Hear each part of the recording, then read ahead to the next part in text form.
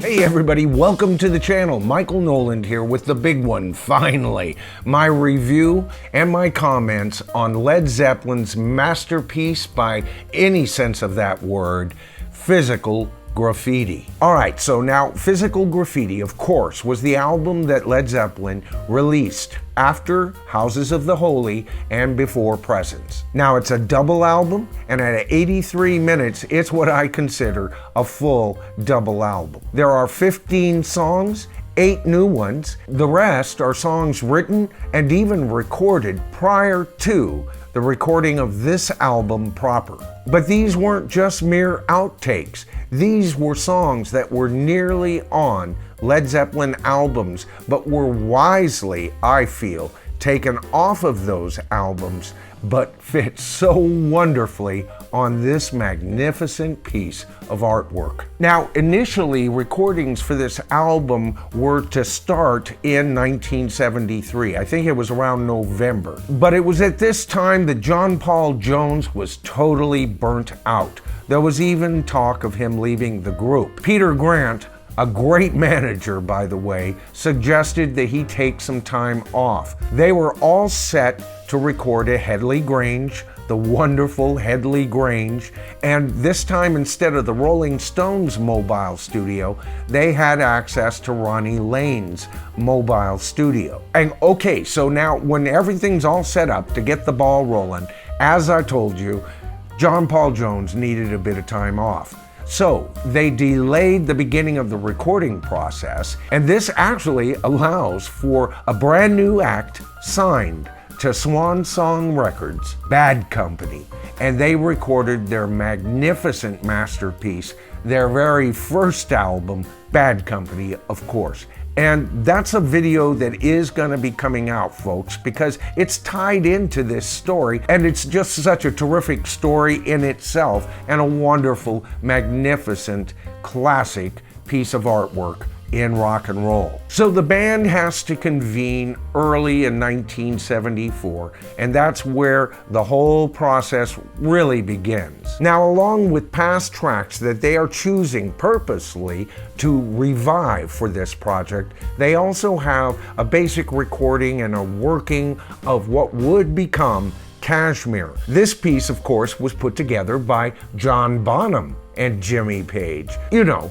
the best drummer in rock and roll, right? Okay, so now with all of this kind of coming into the mix, you can almost see Led Zeppelin's mind working here. This was going to be an album. You see, as far as I'm concerned, Led Zeppelin kind of arrived to their later period with Houses of the Holy. And of course, I've already expressed how I feel that Led Zeppelin 3 and 4 were Led Zeppelin in their mid-period, with Led Zeppelin 1 and 2 being their early period. But instead of an album that they could have produced just with the 8 new tracks, right, that would have established that they had not only leveled up as they had with their previous album, Houses of the Holy, but they had learned to even gloss that sound a bit further. But not Led Zeppelin, not this collective group of minds. They're seeing something much like what the Beatles were seeing for their magnificent double album, The Beatles, aka the White Album. Here they purposefully spin an album that represents them from their mid-period right up into the very absolute grandeur of the track, my second favorite Led Zeppelin track of all time, Kashmir. And if you've seen any of my videos, you of course know that it loses by a narrow margin to the Battle of Evermore in my mind. All right, so first up, Custard Pie. Lyrically, this song is a song we've heard many times through the blues format, right? I'm a backdoor man, baby, I have no scruples, you're mine. But the bluesy tale is still intriguing, isn't it? With Robert Plant supplying some of his finest harp work, we almost get that early Led Zeppelin sound, right? And yet, not quite. Because John Paul Jones is on a clavinet and Jimmy Page is playing his guitar riffs through an ARP synthesizer, a blend of the old, the middle, the new. definitely the perfect cut to start this magnificent album, and one of my favorite Led Zeppelin cuts. Next up, The Rover. Now, Jimmy had written this song years before, and he had written it primarily as an acoustic piece, but they had reworked it electronically, and it was set for Houses of the Holy. And so basically, all they had to do is have Jimmy Page re-record some guitar parts for this song, and it was complete with some very interesting lyrics by Robert Plant. Again, alluding to the various elements and colors. And we'll get into that in another video as well. And all too soon, side one ends with the magnificent In My Time of Dying. Now, this total arrangement to this song was actually led by John Bonham. One of Led Zeppelin's most magnificent ultra pieces at 11 plus minutes. This is the perfect song to end side one. It leaves you in anticipation of what is yet to come on this already great album. And of course, it ends with a bit of studio chatter we hear as the song breaks down in the end. And I'm, of course, a big fan of that, as I've explained in past videos many times. Side one, great groove, wonderful tunes. I'm ready for side two. Next up, Houses of the Holy kicks off side two. And with this recording, they did no further overdubbing. This was to be on their album, Houses of the Holy, right? But Led Zeppelin felt it sounded inferior to their ears to the similar Dancing Days. I guess if I use my imagination, I can hear similarities, but to tell you the truth, if Houses of the Holy had this track on it with everything else it had, and they had the room to put it on, it would rank so much higher in my favorite Led Zeppelin albums than it already does. All right, so second song, side two, Trampled Underfoot, developed from a jam session. Are you kidding me? And when you realize that as they're developing this, it's Bonzo to the rescue, actually stepping up to the mighty Jimmy Page, suggesting, why don't you riff instead of these dumb chords you're playing? And Jimmy Page, humble enough to take it, and they develop this wonderful track, one of my very favorite Led Zeppelin tracks. Next up, my second favorite Led Zeppelin song of all time, the magnificent Kashmir, a song that was primarily started by both Bonzo and Jimmy Page at Headley Grange, and they brought these tapes along for further development, and brother, further development happened. First of all, John Paul Jones comes in with the Mellotron. Not only that, but he writes and arranges for the strings that would accompany this magnificent masterpiece of a song. Something this magnificent needed truly superior lyrics, and lyrics inspired perhaps from somewhere else than Robert Plant had fully investigated before. Well, he got the inspiration while on vacation in Morocco, and these lyrics match this song. This is almost Hey Jude magnificent, a pop song as far as I'm concerned, and a totally badass rocker. All right, that covers what would have been a magnificent LP, right? But we've got two more sides to talk about. And so side three is up, and so is the magnificent song, In the Light. Now, if you just fast forward past that intro chant, you would have gotten a almost just regular cut from Led Zeppelin here. It's not that that part of the song is lacking, and they did record that as a track unto itself, but they wisely heard that, and they knew it was only a portion of a song not yet written. And so they slipped this chant in at the beginning, and with this chant and what comes later, this is the very flavor of Physical Grqffiti as a magnificent album. All right, so next up, what Led Zeppelin album would be complete without a little doodle piece from Jimmy Page. And of course, that is totally covered in this piece that he recorded as early as 1970. Don't tell me they didn't have a vision right from the start. They just played it, I think, a little safe with their first two albums because they had this recording. And of course, I'm talking about Bron You Hour. And I know I'm mispronouncing that, but it's the cowboy in me, folks. I can't beat it out of me to save my life. Now, as I've said before, Houses of the Holy, from the time it came out, what was that, 73, until probably 20 years. As I said, I love that album. It was my favorite Led Zeppelin album for decades, and it was about 2 decades there. But somewhere in the mid-90s, I gave a re-listen to this album, always one of my favorite, but not my ultimate favorite, right? But I was either in the right headspace to listen to that album that day. I placed Physical Grqffiti on my remaining turntable and played all 4 sides.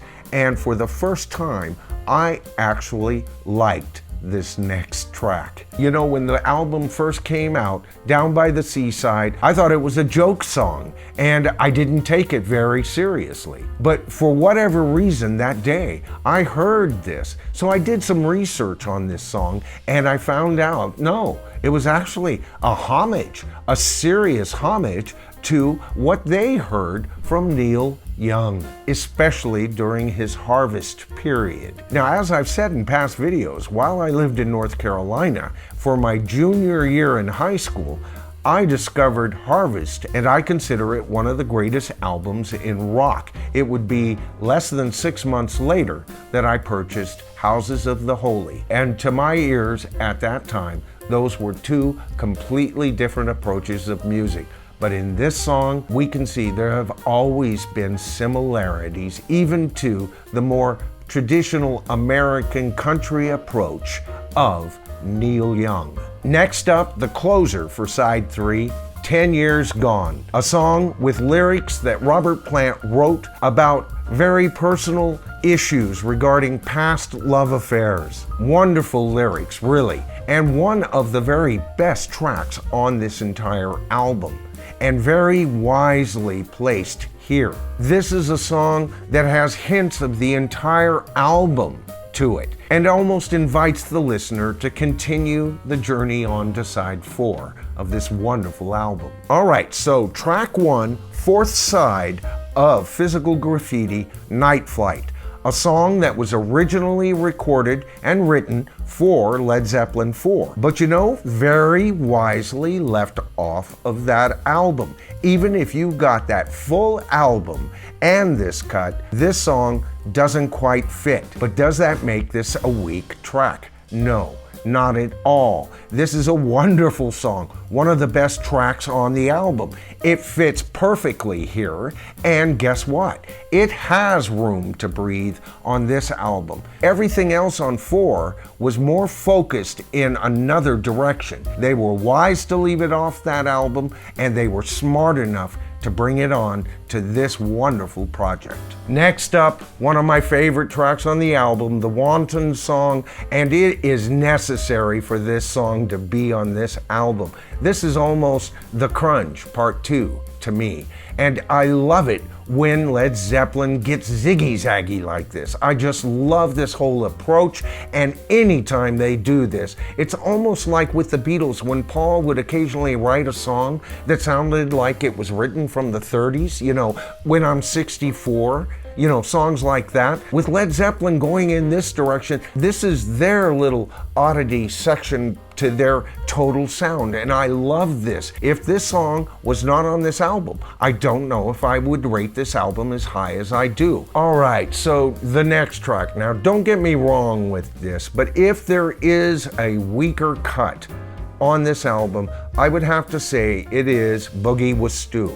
Now, when you realize this is just a jam session, you know, as jam sessions go, this is not a bad track, all right? This is a good track. And there's a part of me that always loved jam session albums even. I love the feel of a good jam. But with Led Zeppelin often being much more structured, I've always felt that this song felt uneasy. But again, back to the mid-90s, and I heard it for the first time, and it fits so wonderfully in this album. Is it the strongest track?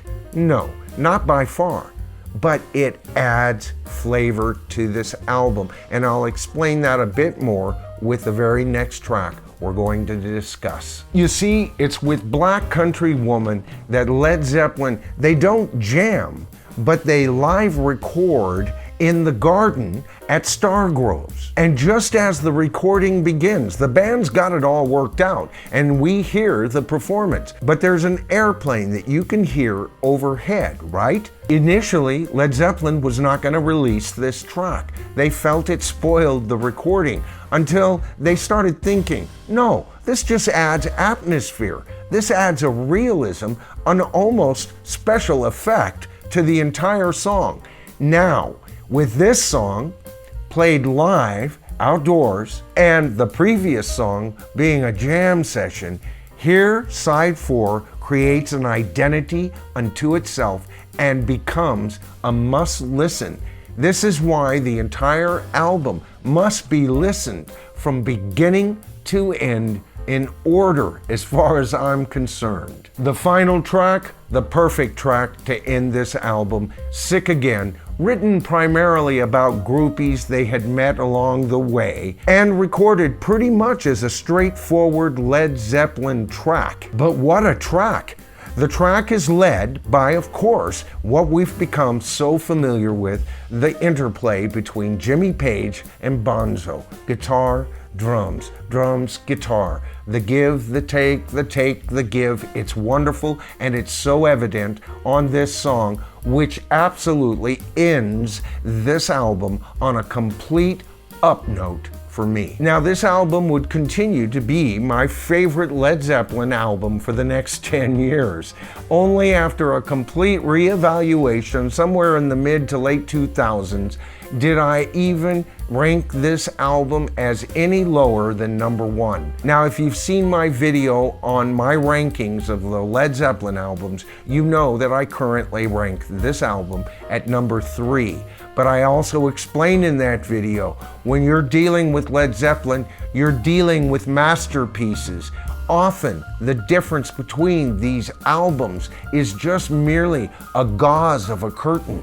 And it is so hard to place them in any type of ranking. This magnificent album, I feel, compares very favorably with the Beatles' magnificent album titled The Beatles, but known to us all as the fabulous White Album. This is Led Zeppelin's White Album, bar none, and in my opinion, holds quite favorably, and these are my 2 favorite double albums in rock and roll, bar none. You know, when I listen to this album, I actually picture Led Zeppelin playing like in a meadow somewhere. Even on Kashmir, I feel that. Now, that's how it affected me that day, and it's always been a picture I have, even when I play it to this day. What are your favorite tracks on this album? Do you even consider this one of Led Zeppelin's good albums?